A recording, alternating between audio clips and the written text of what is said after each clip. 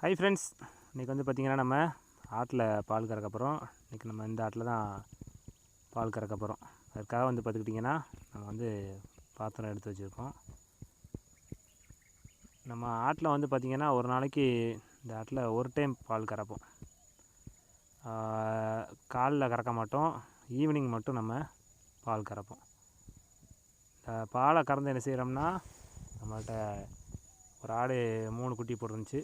அதில் 2 குட்டிக்கு நம்ம தாயில் குடித்ததோ பேலன்ஸுக்கு நம்ம இந்த பாலை கொடுத்து நம்ம அதை வளர்த்துக்கிட்டு இருக்கோம். இதற்கு முன்னால் ஒரு ஆட்டில் கறந்துக்கிட்டு இருந்தோம். அந்த ஆடு சினையாகிடுச்சுனாக்கில் அதை பாலை நிப்பாட்டிட்டோம். இப்போ இந்த ஆட்டில் தற்சமயம் கறந்துக்கிட்டு இருக்கோம். நம்ம என்ன தான் ஆட்டில் பால் கறந்தாலும் கொஞ்சம் கவனமாக கறக்கணும். ஏன்னா இது கொஞ்சம் சேட்டைக்கார ஆடு. நம்ம கறந்துக்கிட்டு இருக்கும்போதே பாத்திரத்தை ஏற்றி பாலை முழுவதையும் கொட்டி விட்டு போயிடும். அதனால் ஒரு கையில் பாத்திரத்தை பிடிச்சிக்கிட்டு தான் எப்போதுமே கறக்கணும். அதனால் நம்ம வீடியோ எடுத்துக்கிட்டு இருக்கும்போது நம்ம கவனத்தை விட்டோம்னா பாலை கொட்டி விட்ரும். ஃபைனலாக பார்த்துக்கிட்டிங்கன்னா நம்ம பாலை கறந்து முடித்தாச்சு. கிட்டத்தட்ட ஒரு 500 1/2 லிட்டர் பாலுக்கு மேலே நம்மகிட்ட இருக்குது. இதை வந்து இது போல் பாட்டில், இந்த பாட்டில் வந்து பார்த்திங்கன்னா ஒரு 250 ஒரு 300 மில்லி பிடிக்கிற அளவுக்கான பாட்டில். அது போக பேலன்ஸ் இவ்வளோனா மிச்சம் இருக்குது. நம்ம இதை வந்து 2 குட்டிகளுக்கு போட்ட போகிறோம். நம்ம திறந்து விட்டாச்சு. இது கிட்டத்தட்ட 2.5 மாதத்து குட்டி. இந்த குட்டிக்கு வந்து நம்ம முழுக்க ஆடுகளை வந்து தான் பாலை கறந்து கொடுத்து இதை வளர்த்துக்கிட்டு இருக்கோம்.